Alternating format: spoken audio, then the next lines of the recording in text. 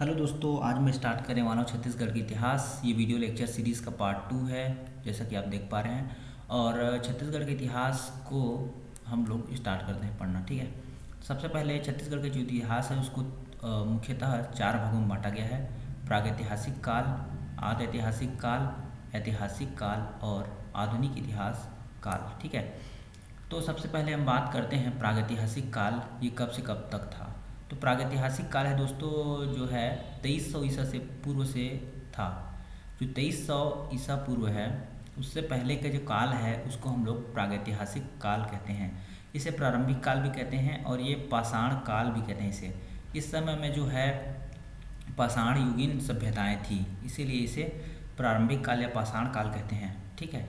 इसके अंतर्गत मुख्यतः हम अध्ययन करेंगे पूर्व पाषाण काल का, मध्य पाषाण काल, उत्तर पाषाण काल और नव पाषाण काल का। ठीक है। तो अब इसको दिक्कत ये जाती है कि इसको सीक्वेंस में याद करना और कहाँ पूर्व काल के साक्ष्य मिले, कहाँ मध्य काल के साक्ष्य मिले, उत्तर काल और नव काल के कहाँ कहाँ साक्ष्य मिले, इसको याद करना रहता है। ठीक है। जैसे प्रश्न कैसे आता है इसमें से मैं बताता हूँ। जैसे पूर्व पाषाण काल के साक्ष्य कहाँ मिलते हैं, तो इसका आंसर होगा सिंघनपुर की गुफाओं में। ठीक है। तो आपको याद रखना पड़ता है सिंघनपुर की गुफाएं। तो ठीक है, इसका सीरियल से अध्ययन करते हैं हम लोग। ठीक है। जो 2300 से ईसा पूर्व जो काल है उसे हम प्रागैतिहासिक काल कहते हैं, प्रारंभिक काल है, पाषाण काल कहते हैं इसको ही। ठीक है। तो सबसे पहले इसका जो पार्ट होता है वो है पूर्व पाषाण काल। पूर्व पाषाण काल के बारे में हम लोग डिटेल में अध्ययन करते हैं। जो पूर्व पाषाण काल है उसके साक्ष्य सीधा सीधा इसमें छत्तीसगढ़ में आप पढ़ने जाओगे तो सीधा सीधा आपको साक्ष्य के बारे में बताया जाता है। पूर्व पाषाण काल के जो साक्ष्य हैं मैं जैसे कि बता चुका हूँ आपको, सिंघनपुर की गुफाओं में मिलता है। कहाँ पे मिलता है? सिंघनपुर की गुफाओं में। सिंघनपुर की गुफाओं में मिलता है, जो कि है रायगढ़ में हमारा। सिंघनपुर की गुफा कहाँ है? रायगढ़। रायगढ़ जो जिला है छत्तीसगढ़ में, वहाँ पे सिंघनपुर की गुफाएं हैं।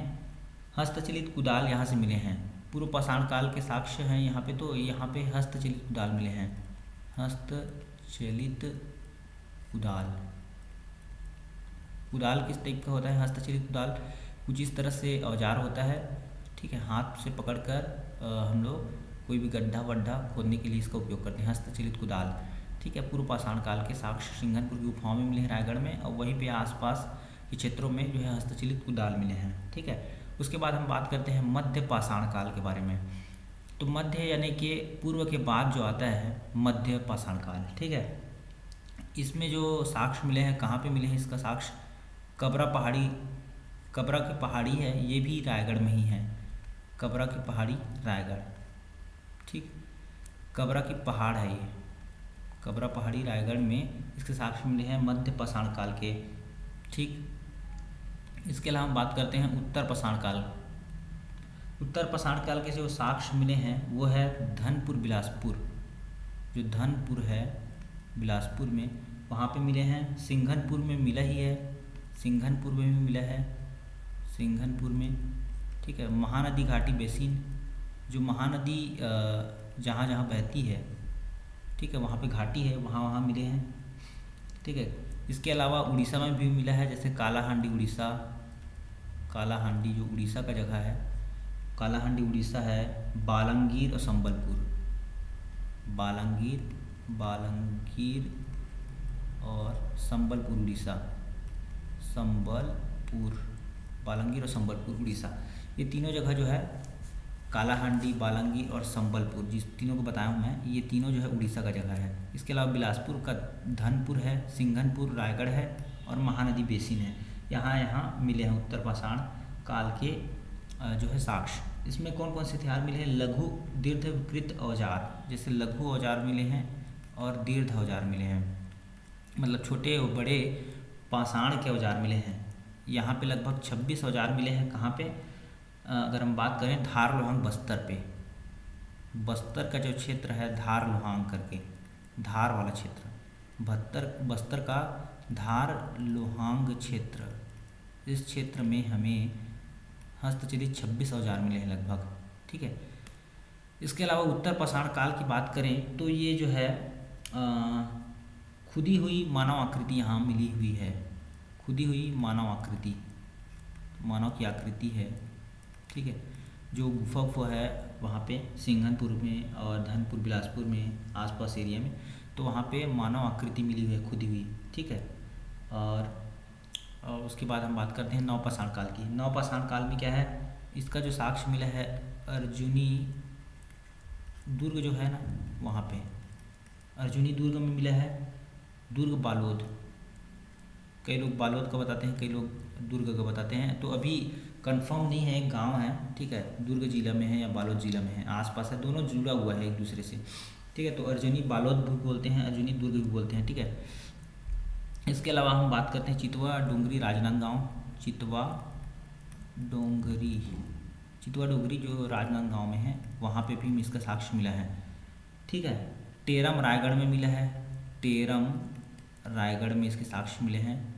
इसके अलावा टेरम रायगढ़ के अलावा कहाँ मिला है, इसका बसतई, ठीक है। अर्जुनी बालोद चितवा डोंगरी टेरम जो है रायगढ़ में है, चितवा डोंगरी राजनांदगांव में है, और आपका अर्जुनी जो है दुर्ग बालोद में है, ठीक है। बालोद और दुर्ग एक दूसरे से सटा हुआ जो क्षेत्र है, यानी कि जिला है हमारा, ठीक। सबसे छोटा जिला भी दुर्ग है, अगर एरिया वाइज बात करें तो अभी फ़िलहाल में, तो ठीक।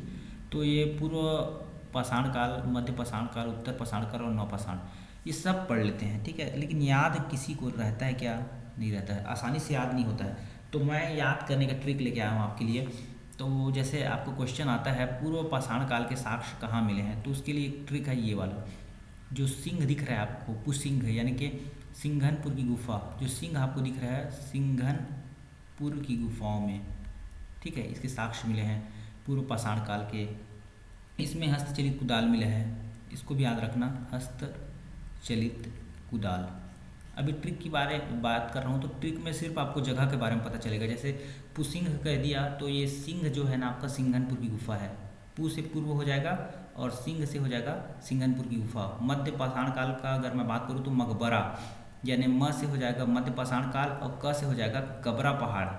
कबरा पहाड़ जो रायगढ़ में है, ठीक है, कबरा की पहाड़ी रायगढ़, कबरा पहाड़ रायगढ़। उत्तर पाषाण में उधम, यानी कि ध से हो जाएगा, ऊ से हो जाएगा उत्तर, ऊ से हो जाएगा उत्तर, और धम से हो जाएगा धनपुर बिलासपुर, ठीक है, धनपुर बिलासपुर, और म से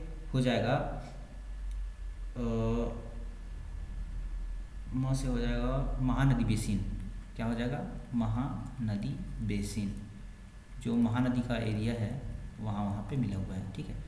ध से हो जाएगा धनपुर, म से हो जाएगा महानदी बेसिन, ठीक है। नवपाषाण काल की अगर जगह की बात करें तो चितवा डोंगरी, चितेम, तो नौ से हो जाएगा नव पाषाण काल, और चितेम से हो जाएगा चितवा डोंगरी, ची से हो जाएगा चितवा डोंगरी, और टे से हो जाएगा टेरम, और ठीक है चितेम, ठीक है। महानदी बेसिन भी है, ठीक है, म से महानदी बेसिन भी है, महानदी बेसिन भी में मिलता है, और अ की मात्रा आ रहा है ए में, ठीक है, तो इसलिए यहाँ पे अर्जुनी भी आ जाएगा। एक अर्जुनी भी है जगह, ठीक है, लेकिन चितवा डोंगरी ज़्यादा पूछा जाता है, चितवा डोंगरी और टेरम, ठीक है। तो अपने हिसाब से ट्रिक भी बना सकते हैं आप लोग, ठीक है। तो यहाँ पे जब हम उच्चारण कर रहे हैं चिटेयम ऐसे करके आप लिख लेना, अ यहाँ पे और डाल लेना चिटेयम, तो अ से अर्जनी हो जाएगा, म से महानदी बेसिन हो जाएगा। तो ये सिंपल सा ट्रिक था, ठीक है। एक बार और रिवाइज करवाता हूँ। पुसिंह मकबरा उधम चितेय नौ चितेय, पुसिंह मकबरा उधम नौ चितेय, ये आपको याद हो जाएगा। पू से हो जाएगा पूर्व पाषाण काल, और सिंह से हो जाएगा सिंघनपुर की गुफा, म से हो जाएगा मध्य पाषाण काल, और कबरा से हो जाएगा कबरा पहाड़, ठीक है, जो रायगढ़ में है। उत्तर पाषाण काल ऊ से हो जाएगा, और धम से हो जाएगा धनपुर, और म से हो जाएगा महानदी बेसिन।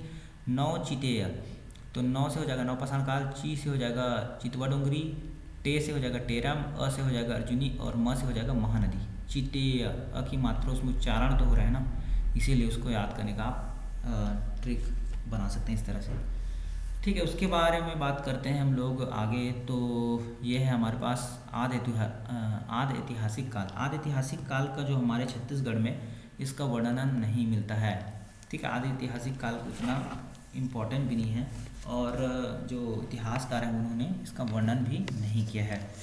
ठीक है, ऐतिहासिक काल के बारे में वर्णन किया गया है। ऐतिहासिक काल को 2 भागों में बांटा गया है। ऋग्वैदिक काल जो 1500 से 1000 BC पूर्व है, और उत्तर वैदिक काल जो 1000 से 600 BC पूर्व है। ठीक है, मतलब ईसा पूर्व। तो उत्तर वैदिक काल में इसके साक्ष्य नहीं मिलते हैं, ऋग्वैदिक काल में इसके साक्ष्य नहीं मिलते हैं। उत्तर वैदिक काल में इसके थोड़े बहुत साक्ष्य मिलते हैं। उत्तर वैदिक काल के बारे में बात करूं तो उत्तर वैदिक काल में जो है कौशिकी ब्राह्मण ग्रंथ में नर्मदा को रेवा कहा गया है। तो जो उत्तर वैदिक काल में एक साक्ष्य मिलता है वो है किस नदी के बारे में? नर्मदा नदी, जो छत्तीसगढ़ से ओरिजिनेट होती है, जो कि अमरकंटक की पहाड़ी है। ठीक है, नर्मदा, इसको रेवा कहा गया था। ठीक है, मध्य प्रदेश का रीवा नर्मदा नदी के किनारे है आई थिंक, इसलिए उसका नाम रेवा पहले था, इसी के नाम पे उनका नाम रीवा पड़ गया। ठीक, तो उत्तर वैदिक काल में नर्मदा को रेवा नदी कहते थे। ये किस ग्रंथ से मालूम होता है? कौशिकी ब्राह्मण ग्रंथ से। छत्तीसगढ़ के इतिहास में पूरा फैक्ट आता है और फैक्ट ही पढ़ाया जाता है। एकदम डिटेल गहराई में उतना अध्ययन करना ज़रूरी नहीं रहता है। ठीक है, तो आप बस इतना ही याद रखें। ठीक है, छत्तीसगढ़ के इतिहास, प्रागैतिहासिक काल, आदि ऐतिहासिक काल, ऐतिहासिक काल, और मैंने ये सारा चीज़ बता दी अभी, और आधुनिक इतिहास काल, इसके बारे में हम लोग गहराई से अध्ययन करेंगे।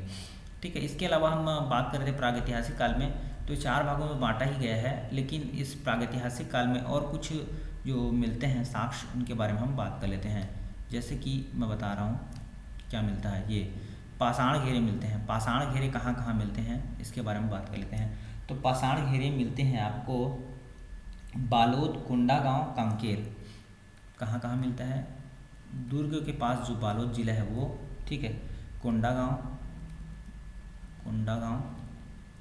ठीक है, और आपका कांकेर जो कि बस्तर संभाग में है। तो आप वैसी बात है, बस्तर तो आएगा ही नाम। ठीक है, ये पाषाण घेरे वहाँ पे मिलते हैं। पाषाण घेरे कैसे होते हैं? ये पत्थरों का घेरा होता है इस तरह से। ठीक, पत्थरों का घेरा होता है जो प्राचीन काल के लोग यहाँ पे सजा दिए थे। ठीक है, तो बस्तर से लगभग, यहाँ से जो बस्तर एरिया है वहाँ से लगभग 500 पाषाण घेरे मिले हैं, मतलब गोला गोला गोला इस तरह से। मृदभांड यानी मिट्टी के बर्तन, मिट्टी के बर्तन कहाँ कहाँ से मिलता है प्राचीन कालीन? तो कारका भाठा, दुर्ग बालोद, कारका भाठा एक जगह है, दुर्ग या बालोद जिले में है ये। ठीक है, कारका भाठा। ठीक है, उसके अलावा लोहारा, उसके अलावा है हमारे पास ये जो लोहारा है वो है दुर्ग बालोद जिले में। ये भी दुर्ग बालोद जिले में है, ये दोनों दुर्ग और बालोद जिले से लगा हुआ है, दुर्ग और बालोद जिले से। ठीक है, दुर्ग और बालोद जिले से लगा हुआ है कारका भाठा और लोहारा। ठीक है, डॉन्डी लोहारा वैसे बालोद जिले में है, लेकिन ये डॉन्डी लोहारा जो है ना बालोद जिले में है। डॉन्डी लोहारा, सॉरी डॉन्डी लोहारा नहीं है, सिर्फ लोहारा है। तो लोहारा बालोद जिले में है। ठीक है, सिर्फ लोहारा है वो। ठीक, डॉन्डी लोहारा अलग जगह में है। शैलचित्र की बात करें अगर हम लोग, तो कबरक पहाड़ी, सिंघनपुर और चितवा डोंगरी मिलता है। कहाँ कहाँ मिलता है? कबरा की पहाड़ी, सिंघनपुर